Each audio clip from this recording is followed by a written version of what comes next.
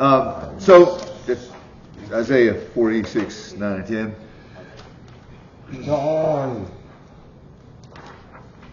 Last week when we read some verses kind of from the throne room. Remember Daniel had the vision into the throne room, and John had a similar vision into the throne room. And that really struck me this week, and that foundational, which we'll get into this in just a minute, but foundational to who Daniel was. And I think John also, like, this wasn't their first experience at worship. It's that this was who they were. And it's why they were, in one sense, ready to see a vision like that. And it's also Daniel's, and I think John too, their connection relationally to God was the unseen part of their life, which allowed the seen part of their life to be what it was. It's a critical theme to those guys. And so it is just that we kind of went back 100 years here to Isaiah from Daniel's time, but this is just an example of remembering who God is. And I gave, in a sense, maybe it seemed a little harsh, the example of having the wrong God, and that. And one of the biggest examples, I think, was what you guys were talking about this morning, in Mormonism. It's not an attack on those people, but it's this belief system that they have been brought up with, many of them since birth, that they will, and it seems to make sense to them from their that small vision, is that they too will become gods one day. But I think one thing that wakes a lot of them up is to get a picture, a vision of who God is.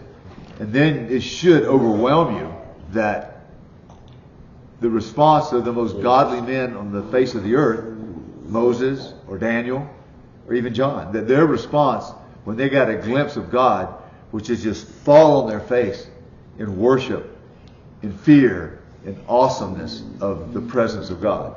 And so I think that it was foundational to who they were and how they lived, is knowing God, knowing Him. And so we'll do a little bit of review from last week, but I want you to get this is where we're going with. So we're striking this balance, not that we're making this up, but it's the book of Daniel has this balance of a life well lived of Daniel.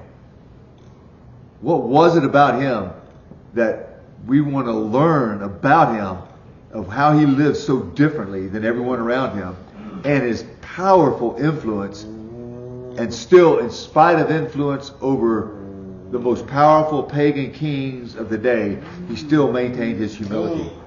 And so what was it about him? What was the secret to that? And we've looked at a lot of things, his character traits, but I think we'll take a quick look today, and we touched on it last week, the secret to that was not his life that we see, it was his unseen life. And the same is true with all of us. So if you'll just read that, Keith, and then we'll do a quick review from last week. Remember the former things long past. For I am God, and there is no other. I am God, and there is no one like me, declaring the end from the beginning, and from ancient times things which have not been done, saying, my purpose will be established, and I will accomplish all my good pleasure. Looking at prophecy gives us one sliver of a glimpse into God. He knows the beginning from the end. He knows what's going to happen. Yet within that, within His foreordained will of what's going to take place and what's going to happen, within that, the sovereignty of God is such that He leaves us a choice. Are we going to follow Him or are we not? And He reveals Himself to us so that we will follow Him. And the more we see of Him, the more we want to follow Him. And so that's one of the things of Daniel's life that we want to grab.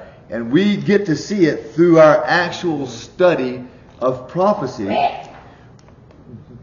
So take care when we look at these things, it's not just to gather information, but it's to open the window to see who God is.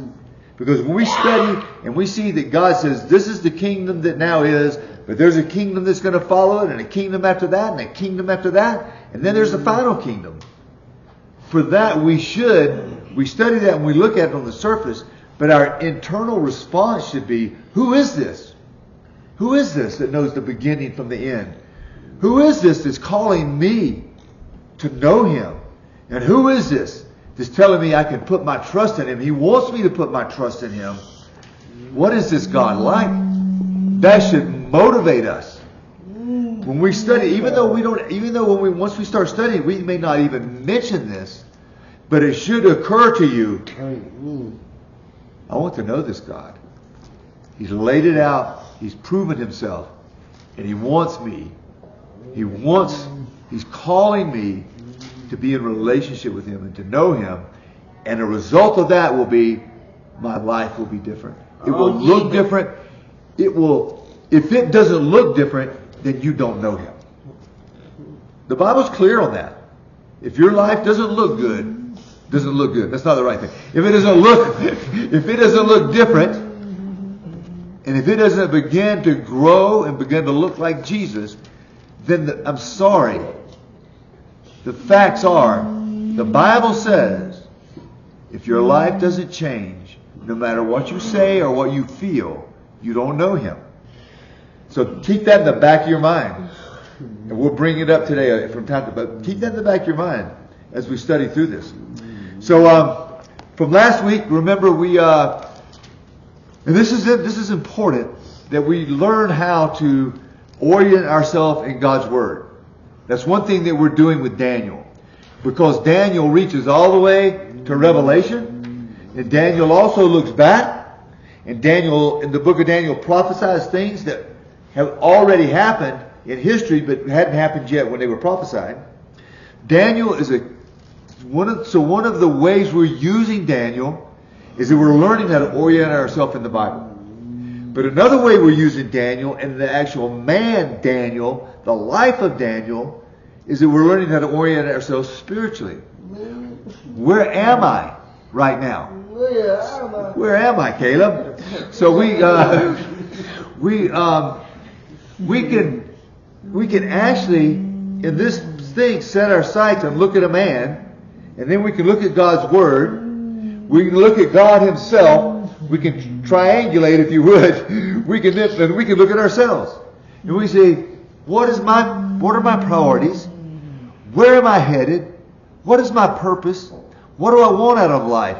Does it line up with what God says? So, as we're going through this too, I want you to keep that in the back of your mind. This is one of our reasons for studying the Bible at all, and it's definitely one of our reasons for studying Daniel. I want you to orient yourself spiritually and see what needs to take place next in your life spiritually. And be honest about where you stand and where you are. So that was one of the things we looked at last week. And we also went back and looked at Nebuchadnezzar's dream, because now Daniel's having a dream. In Daniel chapter 7, Daniel has had a dream. And it actually relates and connects back to Nebuchadnezzar's dream. Nebuchadnezzar's dream was in the form of a statue. Daniel's dream is in the form of different beasts. These beasts, and we're told, we don't have to make this up or guess, we are told in the second half of chapter 7, these beasts represent nations.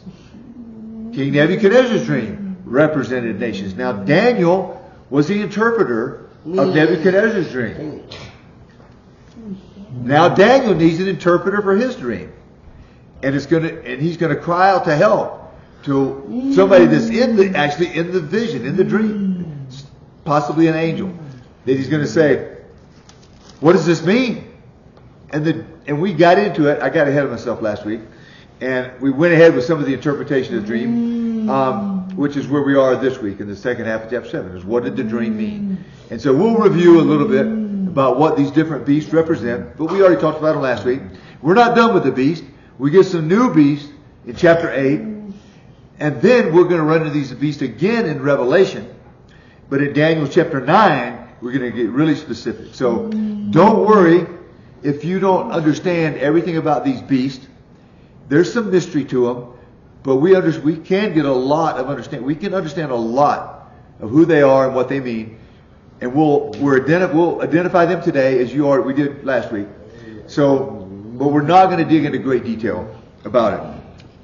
So it also, as we looked to the Ancient of Days, remember looking into the throne room. It was ablaze with fire, the white hair, what seemed to be lava flowing out from the throne.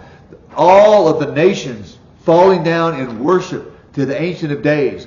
One like a son of man showing up and giving all power and authority over all the nations. And we remember what that represents is that it is a glimpse into the current throne room of God, but it also indicates another kingdom that is yet to come in the future for us, and certainly in the future for Daniel, of a kingdom that is not a man's kingdom. Remember the last kingdom of Nebuchadnezzar? It was a stone, a rock, and that is God's kingdom that is going to take place. And when we get into chapter 9, we're getting into some great detail. That is the millennial kingdom, and that Christ will be the ruler. And so we're going to identify that kingdom a little more strongly today, a little bit, but certainly in the future. So one of these, part of this vision of Daniel 7, 13, and 14, Lori, if you'll take that. This is just interesting of how Daniel influences the New Testament, not just Revelation, but Jesus is going to, you don't even realize, he's going to quote from this chapter of Daniel that we are in chapter 7. Jesus is actually going to quote from this because Daniel says, I see one like a son of man. Like he's saying, this looks like a man, but I know it's not a man. This is God, but it looks like a man. And Jesus is going to grab that name, Son of Man, and he's going to use it as a title for himself. He's going to use that. If you read Ezekiel, God's going to refer to Ezekiel many times as a Son of Man. But Jesus is going to grab that out of Daniel for a title for himself, because what Daniel's describing is Jesus. And what John is going to describe in the same vision, in the sense of the throne room, as the Lamb of God. And it's going to be the same individual. And that individual is Jesus. And Jesus is going to identify that as himself. And that is why the Pharisees freak out when Jesus claims that title, Son of Man. And you read that and you go, how do they even know what he's saying? They know what he's saying because they know the Old Testament.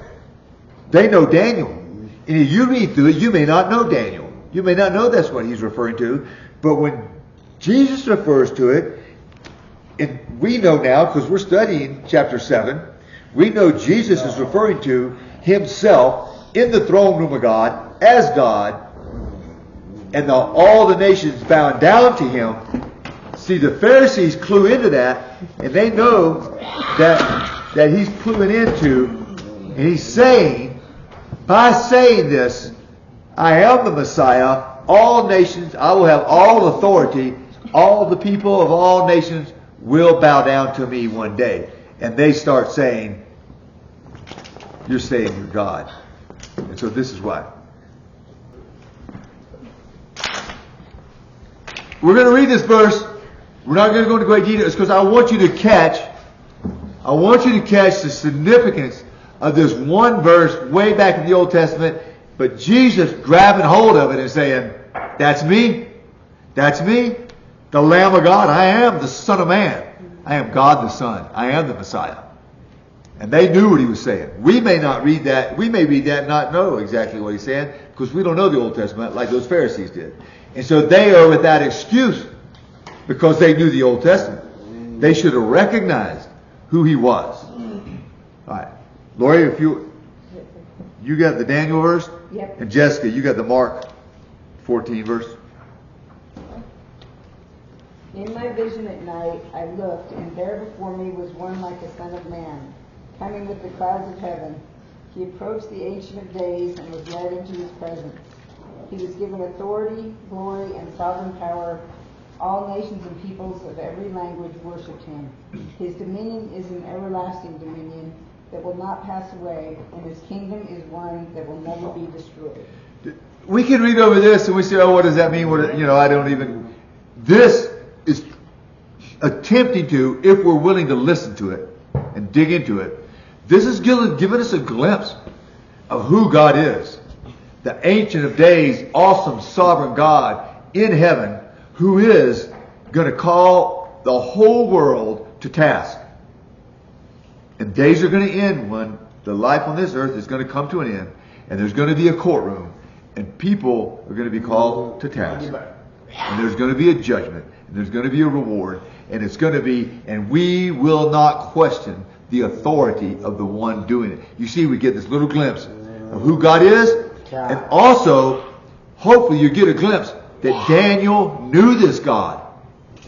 That's why Daniel lived so differently. It's because he knew this God. He was in fellowship. He was in relationship with this God. He knew him. So, now this is Jesus. This is Jesus here. But Jesus remained silent and gave no answer. Again the high priest asked him, "Are you the Messiah, the Son of the Blessed One?" "I am," said Jesus, "and you will see the Son of Man sitting at the right hand of the Mighty One and coming on the clouds of heaven." And you see, they knew the glory of the throne room of God that that Jesus was referring to. Jesus is saying, I came from there. I came from there. I'm standing here with you. I am the Son of God. I am God the Son. Deal with that. And they refused to. We too can refuse to deal with it in the present, but we will deal with it someday. So let's get that background, that in a sense spiritual, soulful background as we study the prophecies that we're going to look into here of where these things come from and what's the purpose of them. And are we just fascinated with the intrigue of end times and that kind of stuff? Or are we fascinated with the giver of the information? Daniel was fascinated with the giver of the information. He was overwhelmed by it. So, Daniel knew God. Okay, that's what I want to get clear to you. That's why Daniel lived differently. We get a glimpse of the unseen part of Daniel. And that's why he was able to live the way he was able to live. And we can worship this God alongside of Daniel. So when we read these verses from Daniel, from Revelation, from Isaiah, that give us a glimpse of God, we should enter into worship alongside with Daniel, and then the seen part of that's unseen. Nobody sees that. Even your spouse does not see that. That is you and God. It's you and God. And if that doesn't happen, what we see in your life doesn't matter. There's of no consequence. It's just you. And we will know the difference. The world will eventually know the difference. It's Daniel's relationship with God, his knowing God, that unseen part of his life that changed the seen part of his life. So I can talk to you. One thing, we talked about this last week, our responsibility to come together as the body. One little slice of that, there's a lot to it. One little slice of that is that we are accountable to one another for the seen part of our life. If I see you, if you see each other not being faithful, not showing up, not doing your part, that's the seen part, and I am called to call you on it on some level, gently, because next week it'll be you calling me on it. Okay? Remember that when you call somebody on something, next week the roles may reverse. And it may be them calling you on it. So be gentle and be kind, but be loving and do it. So I call you on the seen part of your life because that's the part I can see. But what am I really doing? I'm calling you on the unseen part of your life. And that's what we're doing when we come together. We remind one another. There's an unseen part of our life, and we're reminding each other to take care of that unseen part. When we come together, we're reminded of that. We're reminded of that. When somebody says something deep and meaningful, and they're not even know it, you're reminded there's an unseen part of their life I can't see, and they're connecting to God, and I'm getting a glimpse of it. I want to connect to God like that. Because I want the seen part of my life to be in line with the unseen part. Christianity is very concrete. I want you to... Christianity is a clipboard religion. It's like, I got my clipboard. When I worked in the oil field, we'd go around, we have a clipboard. And sometimes we'd pick up that clipboard just because the boss is around. I'm busy. See this? I'm busy. But you walk around, you read gauges, you see pressure, you see flows, everything needs to be moving. And you're checking it. So when you're it's like watching you live your Christian. I should be able to pick up my clipboard and say, are you being kind to one another? How's your marriage? I can see it needs some work. Are you showing up to be a part of the body? Are you reading the Word? You see, that's the clipboard part. I can see that part. And we are to allow each other to see that part and see the places that are weak too. But all the clipboard part points to the unseen part, which is the part. It is the most unseen part, is the most important part. But I don't get to see that in your life. No matter what. I don't get to see you connect with God. But I get to see the results of you connecting with God or the results of you not connecting with God. So, it's very obvious if somebody's not connected with God because it shows up in their life. You can feel good about Christianity. You can talk about it. You can have emotions about it. But does it really show up in your life? Is God the most important thing in your life? And are you living like it? Do you have purpose? Do you have direction? Do you have vision? Are you investing in others? Those are very legitimate questions, not because, as was pointed out earlier, that's the way you earn your way into heaven. No, it shows that you're going to heaven. It proves that you're going to heaven, but it's not the way you earn it. Because you don't earn it. Nobody can. So, Daniel was faithful. This is one of the things that we see about Daniel. The whole reason we have this is because it's obviously because of God, but Daniel's faithfulness to write it down. You see, Daniel was writing it down when he didn't even understand what he was writing because it hadn't happened yet. And because it was not unlocked. We're told that these things, God told Daniel, these things are locked away, Daniel, and they will not be revealed until the last days. And now all of a sudden we understand what Daniel's talking about. And we see how it's connected to Revelation. And we see that there's going to be a one world government. And we see that, but our eyes should be going, dude, what's going on here? We should be getting flashing alarms that, we understand this now. That means something, that we understand this now. Daniel didn't understand it. It means we're closer. We're closer to all these things taking place. So Daniel was faithful. It's one thing. That is one of the clipboard things. We should see this in your life. You should be faithful. Daniel was faithful to the pagan king. Daniel was faithful to his brothers. Daniel was faithful to the Jewish people. Daniel was faithful to be where he was supposed to be at the right time. But his faithfulness was just a sign of he knew God. He knew God. So as we examine our lives, this is one area we examine it. Are we faithful? Are we faithful? That covers almost every area of your life. Am I faithful in all these areas of my life? Am I a faithful husband? Am I a faithful father? You know, if y'all heard John MacArthur's son talk about his dad. Now, we have some disagreements with John MacArthur, okay? I'm just going to tell you. He is a Calvinist, and we've already delved into that. We are not Calvinists. We believe we really have a choice. He was not a I wouldn't be using his example if he went so far as to be a replacement theologist. I wouldn't be using it, okay? Because he would have all this wrong. But he was not there. But he was a faithful teacher of the Word. Do you remember during COVID? Is that I knew John MacArthur was the real deal when I saw his response to COVID.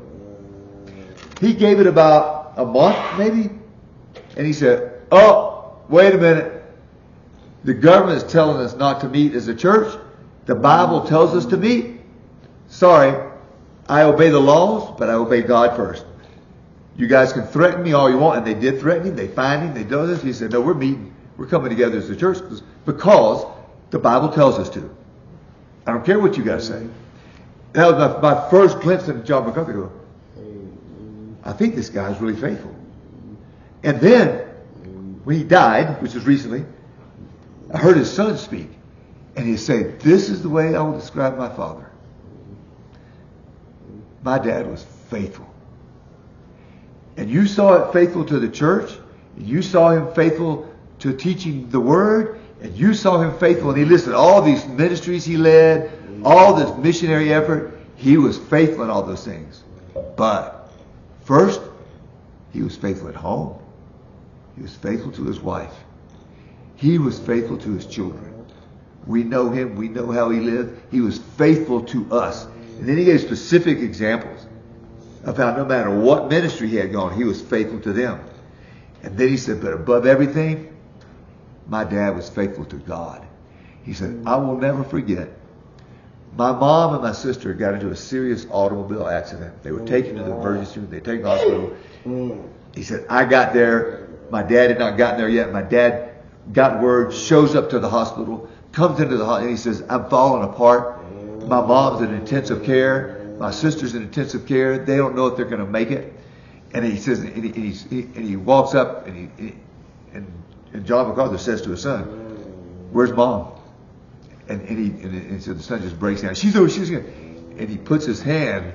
He put his hand on my shoulder, and he said, "Son, God is sovereign.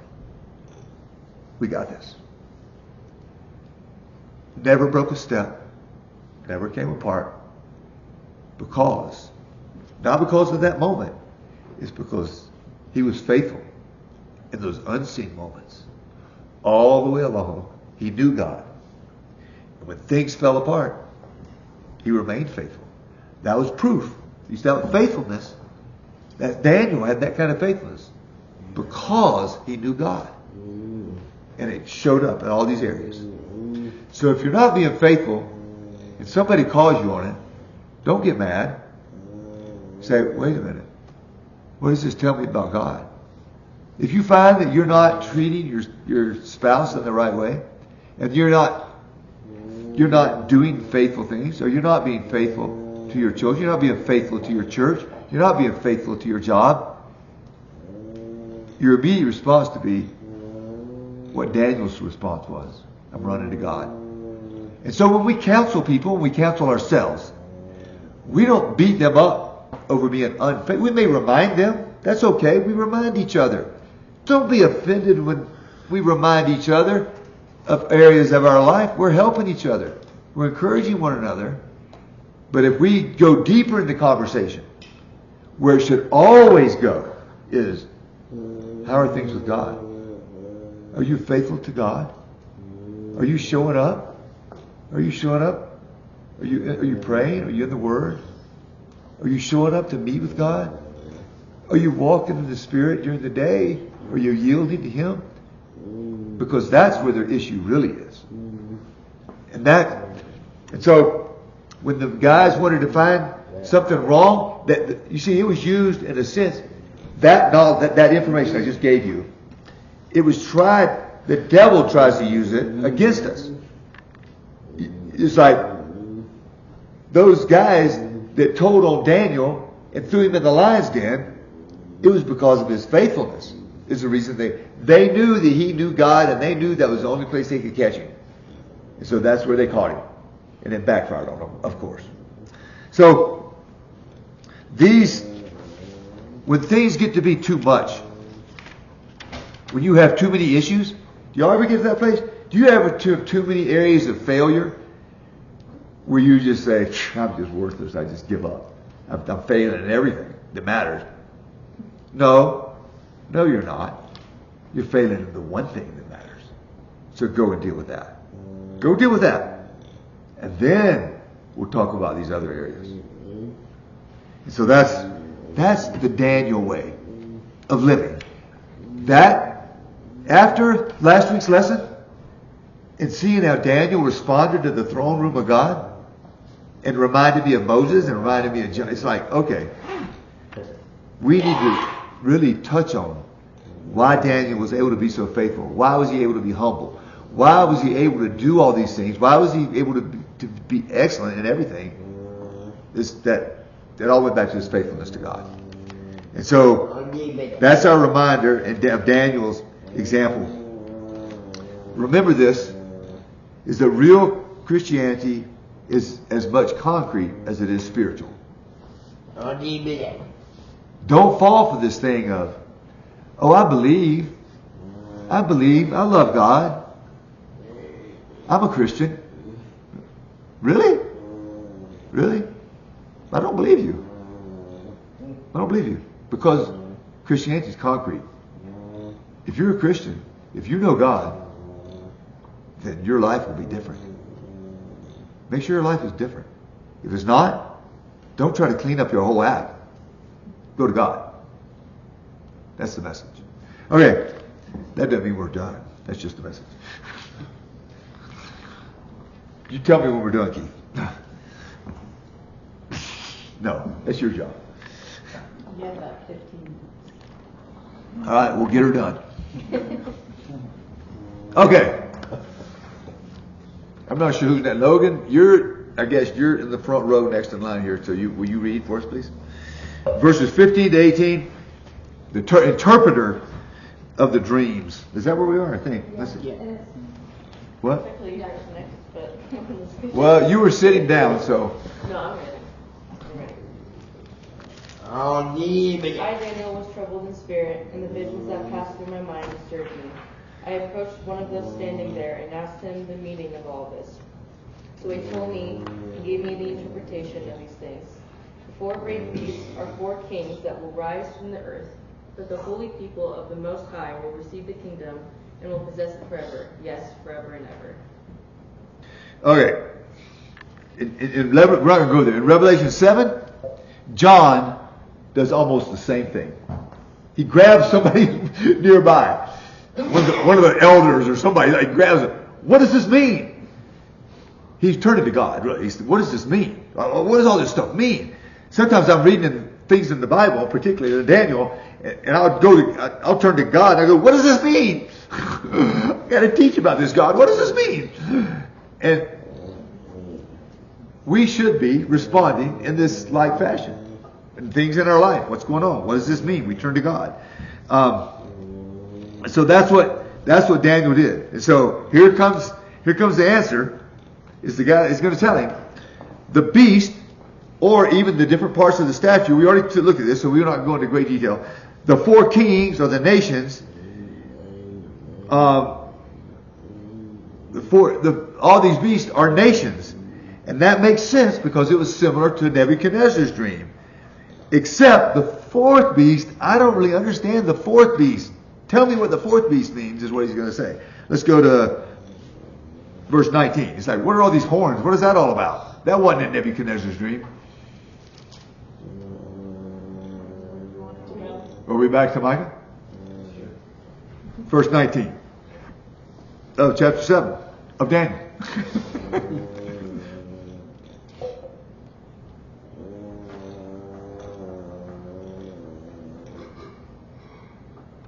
Then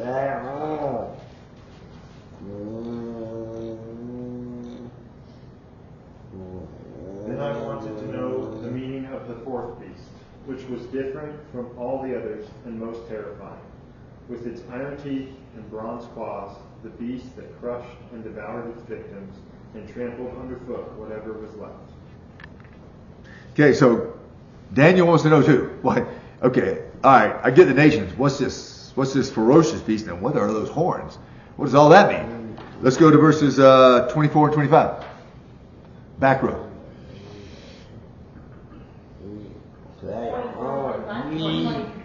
What's that? You want 20 through 23 or 24 and 25? I think did we not read 20 and 23? No, he's Well. 19. Maybe she should just go 20 to 25. My bad. 23. Now we'll talk about more. I forgot. I thought we'd already read that. The 20 is the Roman Empire, and then we're going to get this represents the Roman Empire. The verses 20. Okay, let's go ahead and read 20. Let's go ahead and read 20 to 25. How about that? Okay. We'll cover. I also wanted to know about the 10 horns on his head, and about the other horn that came up, before which 3 of them fell. The horn that looked more imposing than the others, and that had eyes and a mouth that spoke boastfully. As I watched, this horn was waging war against the holy people and defeating them, until the Ancient of Days came and pronounced judgment in favor of the holy people of the Most High. And then the time came when they possessed the kingdom.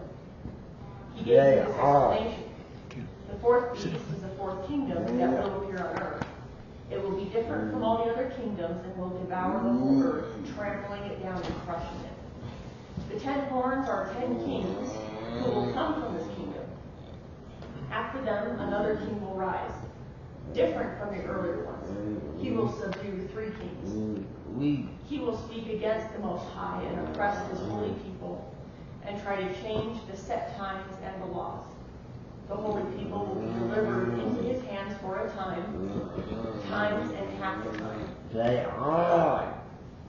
Okay, so crazy stuff. But we get some hints about what we're talking about here. We already know, we've already studied this, that fourth beast is the Roman Empire. Remember?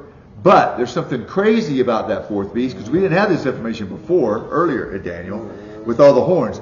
Now this is also mentioned later in Revelation that gives us some hints. Let's just read those verses. Blake, would you take Revelation 17, 12 to 14?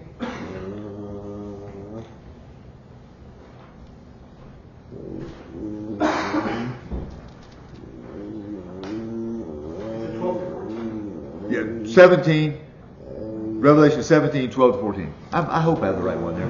The 10 horns you saw are 10 kings who have not yet received a kingdom, but who for 1 hour will receive authority as kings along with the beast. They have one purpose and will give their power and authority to the beast. They will wage war against the Lamb, but the Lamb will triumph over them because he is the Lord of lords and King of kings. And with him will be his called, chosen and faithful followers. These are the same 10 horns, way in Revelation, that Daniel sees on the beast. So, this beast, we've already determined is the Roman Empire. But we also know that it's not just the Roman Empire of the future for Daniel, past for us, but there's a revived Roman Empire, because there's a confederation of 10 kings that are connected to the Roman Empire. So that would make sense of a revival, which we'll get in Daniel 9, we'll get some more detail about this. But for right now, for you, it makes sense that those 10 kings are connected to the old Roman Empire, but kind of a revival of that. And so we know that that is yet to come. Those 10 horns are yet to come. Now, if you hear something on YouTube or somewhere, because everybody's going crazy about prophecy right now, right? Don't throw the baby out with the bathwater. It's because people are seeing real stuff. But they're also, I heard one thing that said these 10 kings are the 10 nations of BRICS. Do y'all know what BRICS is? The alliance, kind of like the G7, but they're different. They're nations. Are y'all with me on this? Y'all any know the nations of BRICS? Little test. China? Come on, Keith. Russia? Brazil? India, you get a flavor here. Iran, those are some of the nations. There's 10 nations right now in BRICS. I didn't remember that one. There's 10 nations in BRICS. So some people were saying, oh, the 10 horns, the 10 kings, the 10 nations of BRICS are those 10 horns. Scripturally, what would you know? How would you know they're off? Not from the Roman Empire. Very good. Yeah. So you guys know that. You've studied the Bible enough to know that you don't have to buy into everything that everybody says. Okay? At first, oh, that makes sense. 10 nations, a group of nations, confederation nations, but they're the wrong 10 nations. Okay? They don't come out of the Roman Empire. Those nations grew, those horns grow out of the former Roman Empire. Okay, just a little test there, that you have discernment when you read and you see these things. All right, now you'll notice the little horn is also going to be identified in the book of Revelation. Daniel sees the little horn too. Pompous, with the eyes of a man. It's not so much, it's not focused on a nation, it's focused on an individual. Because he speaks, the horn has eyes, he speaks, he has personality, and he is going to overtake the others. So here you start to get a glimpse of, which is all through the Bible, but if you're not a studier of the Bible, you may not pick up. Like you may say, wait a minute, all these Christians are talking about a one world government. Where is that in the Bible? Well, it's all over the Bible. And we see it here of this one little horn that's going to take over all the others and usher in a one world government. That little horn is going to usher in a one world government. He is referred to as the beast, the little horn, and also as the Antichrist. All the same person. Like I said, in chapter 9, we're going to get into some more detail about that he comes from this revived Roman Empire. We're going to get that detail, but we'll look at that later. So at first, all people, the nations will give their allegiance, even the Jews. The Jews will give their allegiance to the beast, who finally seems to give them peace. There's one group of people that are not deceived, that do not give him allegiance. And it takes place during the 7-year tribulation. That's when we know that when he's prevalent and out in the open, that means it's during the 7-year tribulation. So there's one group that do not give allegiance and that do not bow down to him in that sense. Who is that group? Church. Are you sure? Believers. That's a better answer. That become believers during the tribulation. Okay, is that the church? Yes. Church is gone. Well, okay. There are tribulation saints. That is really, it's important to get the terminology right, because that is not the church, because the church has already been taken out. But they are tribulation saints. Many of them will be martyred, but they are a group that are not deceived. They're not deceived. There's also the 144,000 Jewish evangelists. But these group, and you'll see in Revelation that they're saying that they are under the throne, and they're calling out. They're calling out for justice. And God sitting on the throne says, justice is coming. But not yet. So, and it says though, it gives a specific time here. It says, because the intensity of the persecution is going to step up, and it's going to be times, and half a times. We already know from the same phrase that's used with Nebuchadnezzar. Remember? He lost his mind for times, it was 7 times. And then also we know the same terminology used in Revelation for the whole 7-year period. But we also know the terminology used for the 3.5 years, the second half of the Revelation, is time, times, and half a times. So that's time, the 1 year, times is 2 years, half the times is 1 year. So it's 3.5 years. And we'll get into some more detail of that even later in Daniel. But that is the meaning of the times, and the half a times. And it's the second half of the tribulation is going to be even worse than the first half. So we know here, it's going to be, if you'll allow me this, I'll prove this more to you later when we get into Daniel chapter 9. That 7-year time period is spoken of not just in Revelation. It's prophesied all the way back in Daniel. That there's going to be a 7-year period of time that God's going to deal directly with the Jews and judge the nations. And that the church will already be removed and the Antichrist will be revealed, and that's going to start that 7-year period. The time of trouble for Jacob. Have I lost you? So the tribulation saints and the 144,000, those are totally different? Yeah. Oh, okay. I was kind of lumping them together. The 144,000 are Jewish. They're 12,000. They're from each tribe of Israel. Right. And they will be young men that will begin to preach the gospel of Jesus, that Jesus is the Messiah. Many on the earth will believe, not just Jews. In fact, Jews is going to wait a little. They're going to have to be persecuted for a while longer before they as a whole believe. But many in the tribulation will say, I was wrong, I missed it. And those are the ones, and many of them will die horrible deaths. So through them that they'll evangelize, and then there will be tribulation saints from them, kind of thing, or just? Wait a minute, say that again? So like, because they're evangelizing and saying that Christ is the Messiah, Yeah. then they'll bring other people that even aren't Jews? Yeah. Those are the tribulation saints? Yeah. Okay. Yeah. Tribulation saints generally refers to non-Jewish believers. Okay. And they're the ones that are not going to be deceived Okay. and not take the mark of the beast. The Jewish people will be deceived for the first half of the tribulation. And we're going to get into this in Daniel too. And then the Antichrist is going to turn on them. And that one, he's going to desecrate the temple. He's going to come into the temple. And this is Daniel chapter 9. And he's going to say, he's going to declare himself to be God.